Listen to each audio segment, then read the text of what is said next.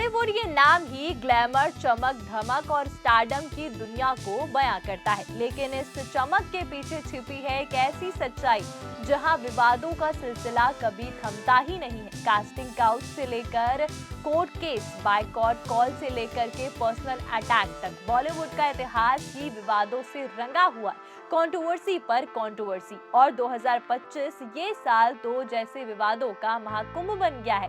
एक तरफ सैफ अली खान जैसे सुलझे हुए स्टार पर उनके ही घर में चाकू से जानलेवा हमला, तो दूसरी तरफ दीपिका पादुकोण जैसी सुपरस्टार की डिमांड्स पर 2 मेगा प्रोजेक्ट से बाहर होना, दिलजीत दोसांझ को बायकॉट करना और उदित नारायण के किस वीडियो का बवाल और परेश रावल का हेरा फेरी 3 को लेकर के कोर्ट ड्रामा, इन सब ने ना सिर्फ इंडस्ट्री को हिला दिया बल्कि फैंस को भी सोचने पर मजबूर कर दिया कि क्या ये स्टार्स की जिंदगी इतनी परफेक्ट है। आज 4 PM बॉलीवुड की स्पेशल रिपोर्ट में हम आपको ले चलते हैं 2025 की उन टॉप 5 कंट्रोवर्सी पर जिन्होंने बॉलीवुड को रातों रात सुर्खियों में ला खड़ा कर दिया। ये कहानी ना सिर्फ शॉकिंग है बल्कि इनके पीछे छिपे हैं स्टार्स के स्ट्रगल, उनकी जिंदगी, उतार चढ़ाव और इंडस्ट्री की कड़वी सच्चाई। तो चलिए शुरू करते हैं इस विवादों के रोलर कोस्टर से। पहली और सबसे डरावनी कंट्रोवर्सी सैफ अली खान पर चाकू से हमला। ये साल की शुरुआत ही एक थ्रिलर मूवी जैसी हो गई। 15 जनवरी 2025 की वो काली रात जब मुंबई के पॉश इलाके में सैफ और करीना कपूर खान घर में चैन की नींद सो रहे थे। करीब 2:30 बजे रात को एक शख्स चोरी के इरादे से घर में घुसा।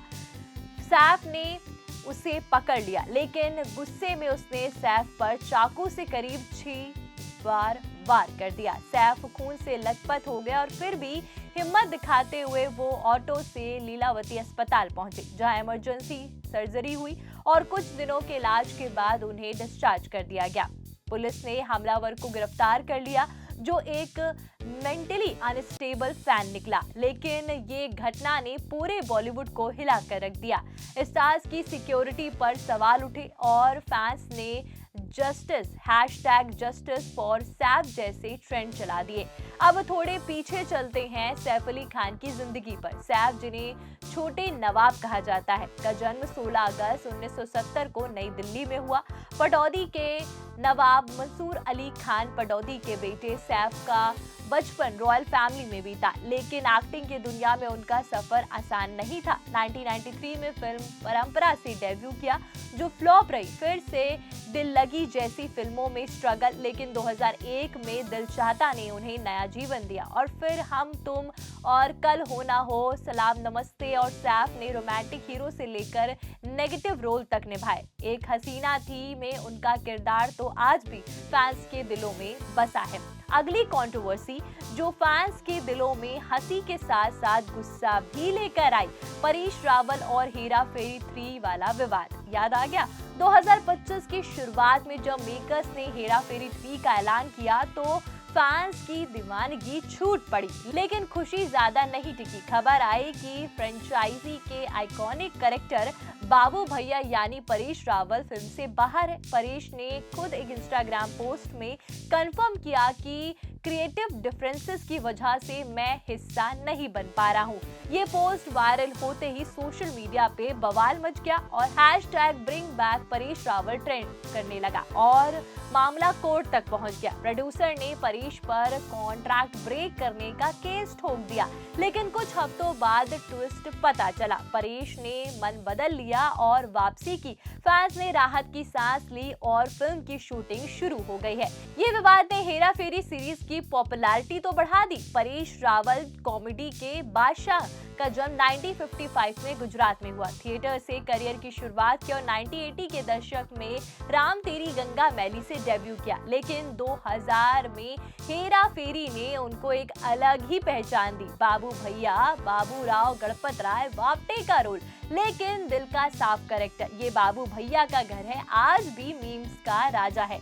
परेश रावल ने कई फिल्मों में काम किया, पर जो नेम फेम उनको इस मूवी से मिला वो अलग ही उनका नाम फेमस हो गया और बाबू भैया करके आज भी लोग उन्हें याद करते हैं। और अब बाबू भैया मतलब उनकी जो परेश रावल की मूवी है वो फिर से आने वाली है और फिर से हेरा फेरी 3 में वही मजा देखने को मिलेगा। अब बात करते हैं 2025 की सबसे बड़ी कास्टिंग कंट्रोवर्सी की। दीपिका पादुकोण की 2 मेगा फिल्मों से बाहर होना, वजह उनकी 8 घंटे की शिफ्ट की डिमांड। इंडस्ट्री में वर्किंग मदर्स के लिए फ्लेक्सिबल टाइमिंग की डिमांड बढ़ रही है, लेकिन दीपिका का केस एक्सट्रीम लेवल तक चला गया। पहले संदीप रेड्डी वांगा ने प्रभास स्टारर स्पिरिट से उन्हें ड्रॉप कर दिया। वजह दीपिका पादुकोण की 8 घंटे की शिफ्ट की डिमांड और बच्चे के साथ टाइम मैनेजमेंट। फिर कल की 2898 ईडी के सीक्वल से भी उन्हें हाथ धोना पड़ा।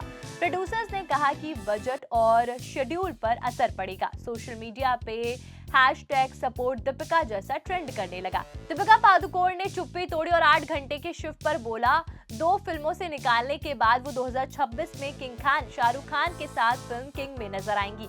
तो काम आज भी उनको मिल रहा है, पर इस पर बहुत ज्यादा कंट्रोवर्सी 8 घंटे की शिफ्ट को लेकर के।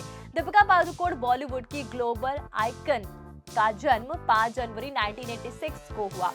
बैडमिंटन चैंपियन प्रकाश पादुकोण की बेटी और मॉडलिंग से उन्होंने शुरुआत करी। 2006 में ऑल इंडिया ब्यूटी क्वीन बनी। 2007 में ओम शांति ओम से डेब्यू किया और शाहरुख के साथ रोमांस में धमाल मचा दिया। फिर लव आजकल और बेचैन ए हसीनाओं और लेकिन कॉकटेल ने उन्हें स्टार बना दिया। रामलीला, पिंक और बाजीराव मस्तानी, पद्मावत, दीपिका ने हिस्टोरिकल रोल्स में कमाल किया। 2023 से 24 में पठान, जवान और फाइटर, कल की 2898 ईडी जैसी ब्लॉकबस्टर दी। ये कंट्रोवर्सी ने इंडस्ट्री में वर्क लाइफ बैलेंस पर एक अलग ही बहस छेड़ दी। क्या सुपरस्टार को स्पेशल रूल्स मिलने चाहिए? चौथी कंट्रोवर्सी जो पॉलिटिकल है, दिलजीत दोसांझ बायकॉट कॉल। याद आया?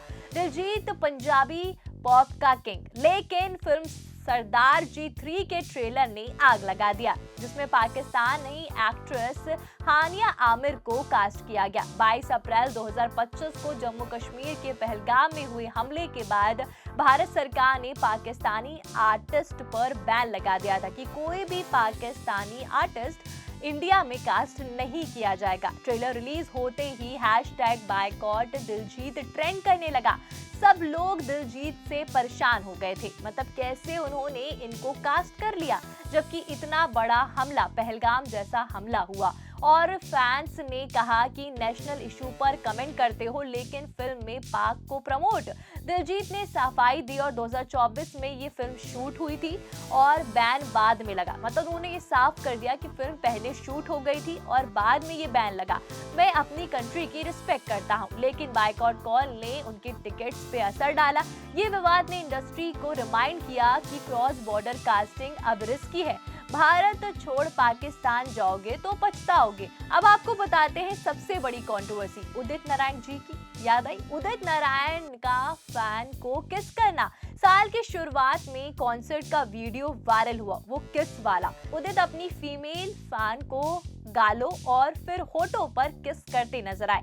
वीडियो फैलते ही #MeToo लाइक्स कमेंट्स आ गए और कई पुराने वीडियोस भी सामने आए जहां वो हाथों पर किस करते हुए दिखे। उदित ने रिएक्ट करते हुए कहा कि फैंस दीवाने होते हैं, हम डिसेंट लोग हैं, ये प्यार जताने का तरीका है। भीड़ में बॉडीगार्ड होते हैं तो इसे तवज्जो ना दो। लेकिन ये स्टेटमेंट ने जैसे आग में घी डालने वाला काम कर दिया। सोशल मीडिया पे लोगों ने कई तरह के आरोप लगाए। उदित को ट्रोल किया गया, पर उदित नारायण चुप्पी साधे रहे। उदित नारायण झा प्लेबैक सिंगर के नाम से जाने जाते हैं और उनका जन्म 1 दिसंबर 1955 को नेपाल में हुआ। 1970 में रेडियो नेपाल से उन्होंने शुरुआत करी।